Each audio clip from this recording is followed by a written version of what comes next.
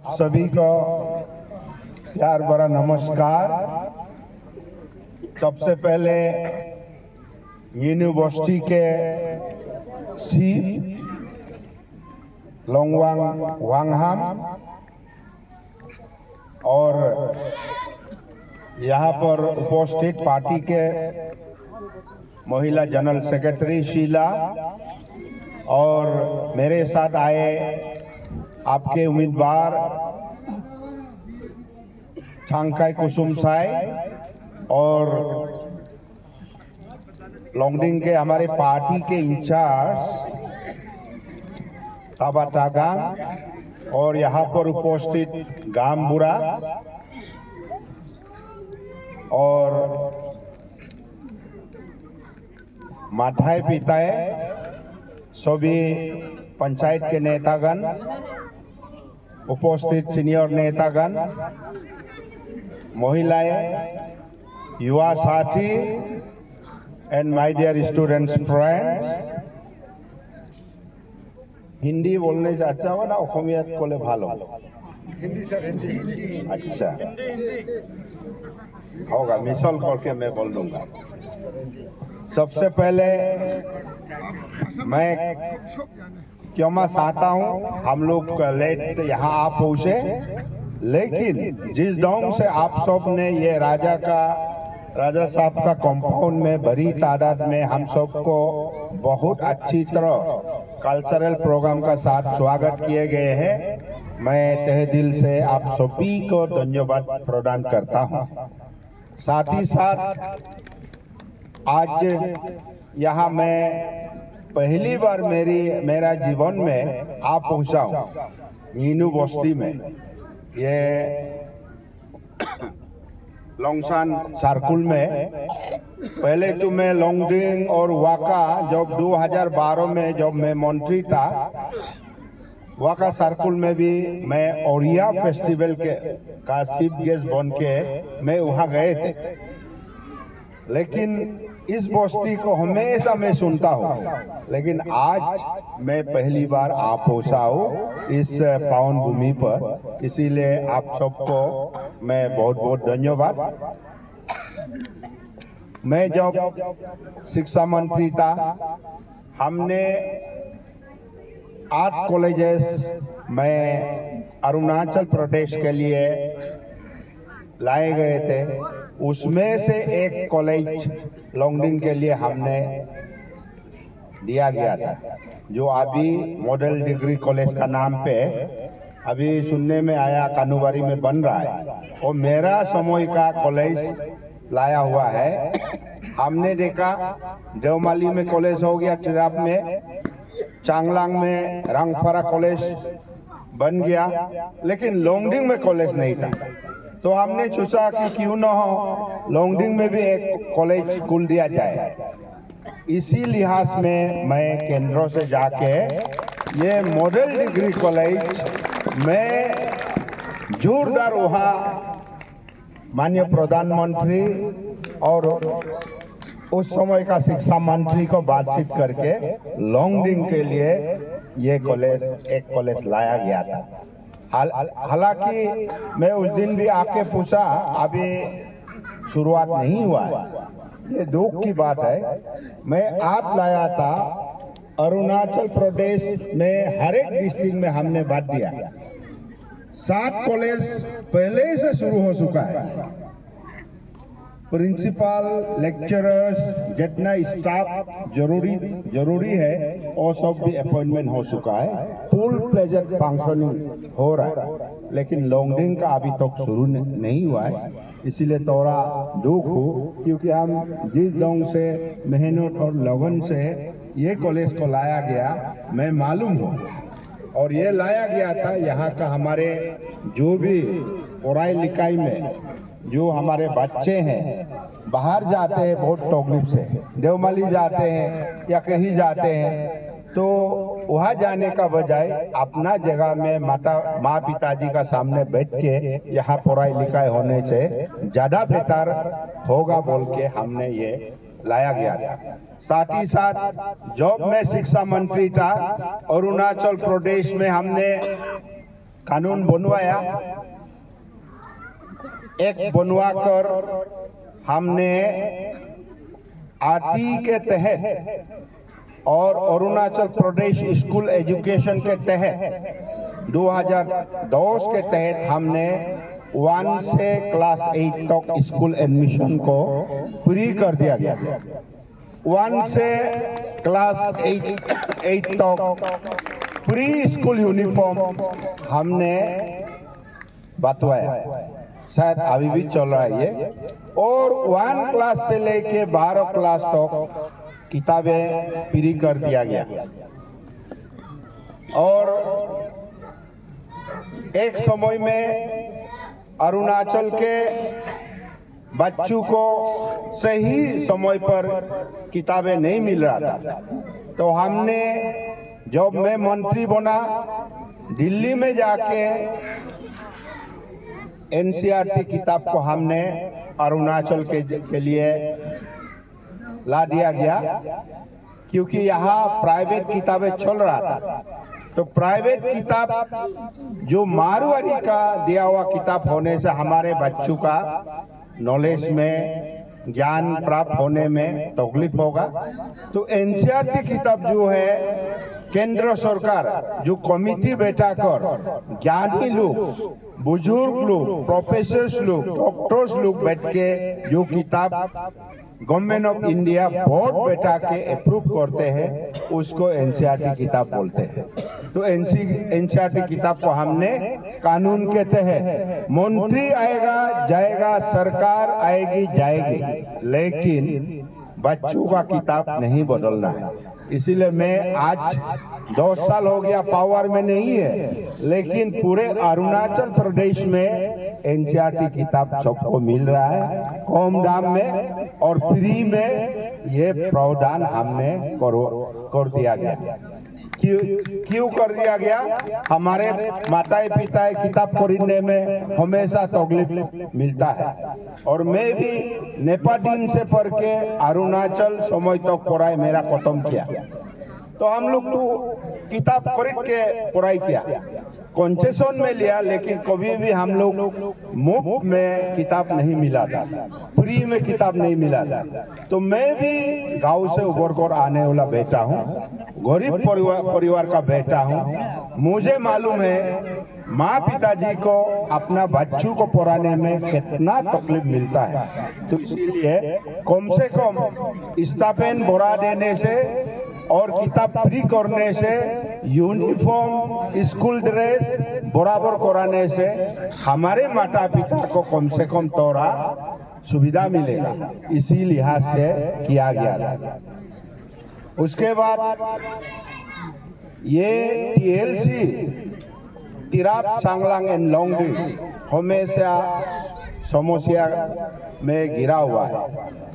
मैं आशा करता हूं अगर एक दिन आप सब मुझे प्यार करने से, मैं आज एस्पिरेंट कैंडिडेट का रूप में यहाँ आ पहुंचा हूँ आप सबको मिलने के लिए।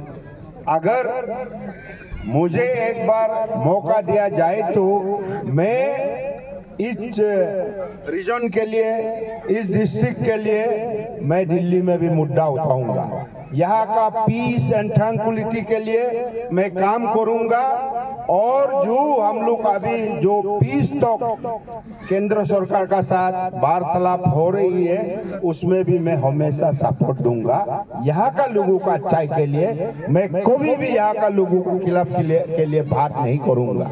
मैं सपोर्ट में हमेशा रहूंगा। यहाँ इंडस्ट्री होना जरूरी है, फैक्ट्री लाना जरूरी है। हम दिल्ली जाने के लिए डिब्रूगढ़ जाना पड़ता है, डिब्रूगढ़ में हम लोग का एयरपोर्ट है, लेकिन वो एयरपोर्ट को हम लोंगडिंग में ला सकता है। वो एयरपोर्ट जैसा स्कीम को हम तिराप में ला सकता है, चांगलांग में ला सकते हो। तो उसका भी हम लोग उपाय करना होगा। हम लोग क्यों दूसरा जगह में जाते रहेगा? अपना जगह में यहाँ एयरपोर्ट होने से, लोंगडिंग में अगर एयरपोर्ट होता है तो हमारे यहाँ का और असम के लोग भी आएंगे, और हमारे यहाँ का जो एजुकेटेड अनएम्प्लॉयड यूथ अभी बहुत बड़ी समस्या बनकर उभरे हुए हैं। तो उन सब का नौकरी भी कम से कम सॉल्यूशन में आएगा। 100-150 कम से कम जो मैट्रिक बिलो मैट्रिक में हो, मैट्रिक पास किया हो या बीए एमए डिग्री हो या अन्य डिग्री लेके रखा हो, उन सब के लिए भी क्लरिकल पोस्ट में, अन्य पोस्ट में जो कर सकता है नौकरी तो मिल जाएगा। तो इसीलिए हमें ये सब का प्रावधान हम TLC एरिया में भी बहुत करना जरूरी है। मैं ईटानगर का कैपिटल का खिलाफ नहीं हूँ, पासीघाट का मैं खिलाफ नहीं हूँ।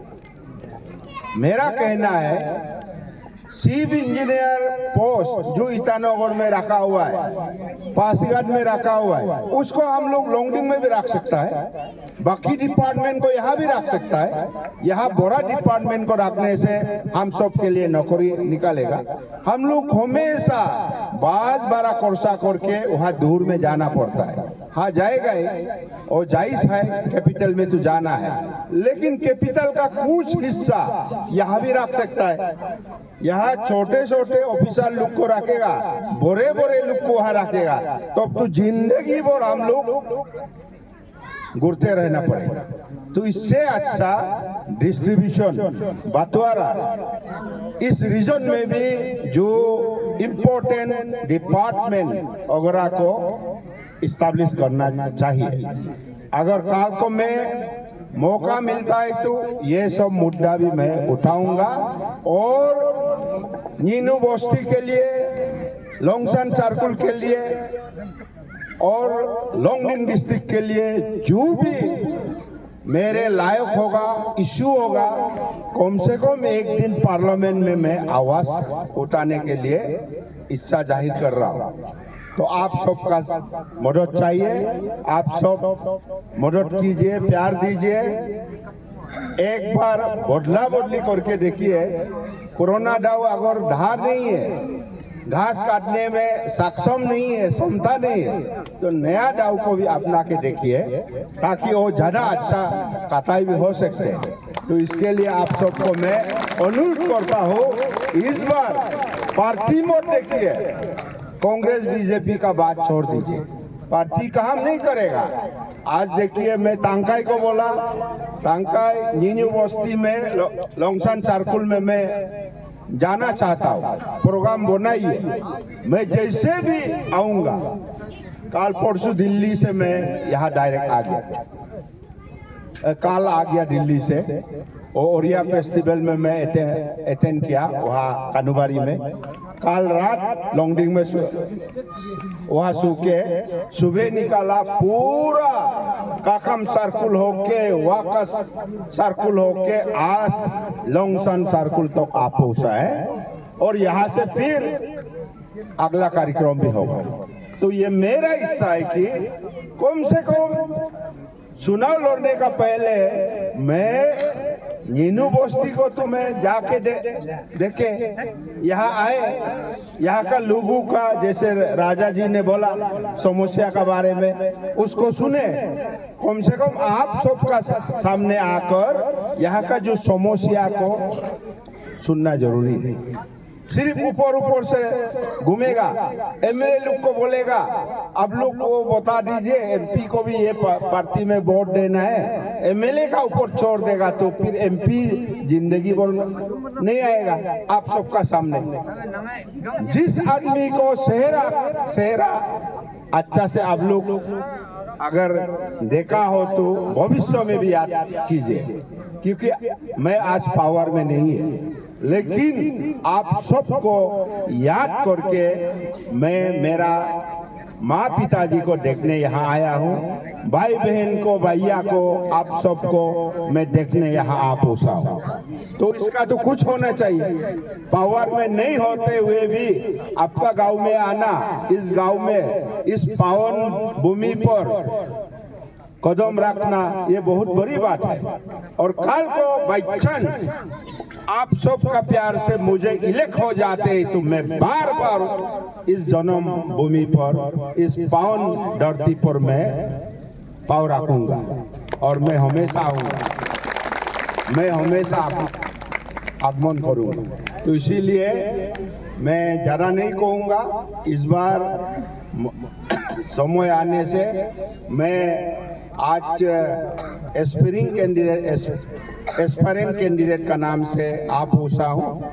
आप लोग मेरा विनती को याद रखिए और समय में मुझे जैसे भी आप सब साथ दीजिएगा, जीत दिलाइए। और मैं भी आप सबका पानी भुगने के लिए, बाल्टी में लेके पानी भुगने के लिए मैं तैयार हूँ। आप सब जो हुक्म देगा मैं करने के लिए तैयार हूँ। टीएलसी के लिए, तिरप सांगलांग लोंगडिंग के लिए जो भी समस्या आएगा हमेशा मैं साथ दूंगा और साथ में रहूंगा।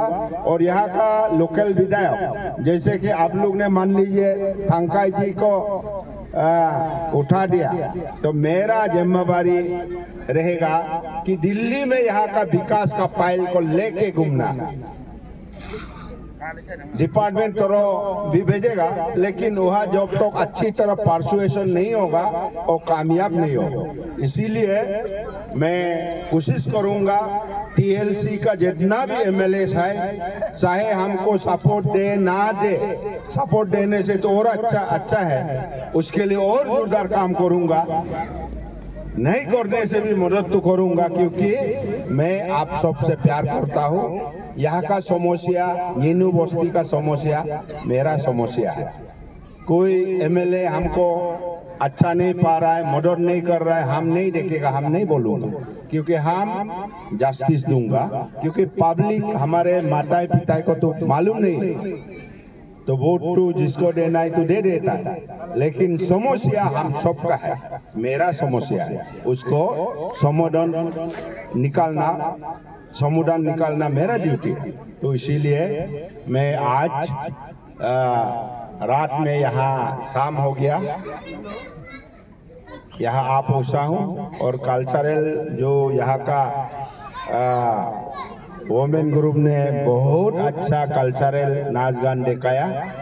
और यहाँ राजा गामबुरा, बाकी सीनियर नेतागण, परमार जो पंचायत लीडर्स और सिटिंग पंचायत लीडर्स और जितना भी बुजुर्ग माताएं पिताएं और हमारे युवा साथी और स्टूडेंट सब आप यहाँ इतनी बड़ी तादाद में हमको स्वागत किया, मेरे लिए ये बहुत बड़ी बात है। और मैं ये